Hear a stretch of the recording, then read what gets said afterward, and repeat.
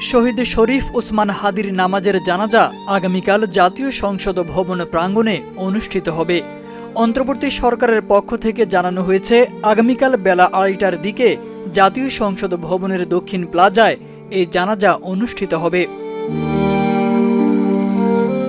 অন্তর্বর্তী সরকারের official Facebook পেজে দেওয়া এক বিজ্ঞপ্তিতে জানানো হয়, শহীদ ওসমান হাদির নামাজের জানাজায় অংশগ্রহণকারী আগ্রহীদের নিরাপত্তার স্বার্থে কোনো ধরনের ব্যাগ বা ভারী বস্তু বহন না করার জন্য বিশেষভাবে অনুরোধ জানানো হচ্ছে।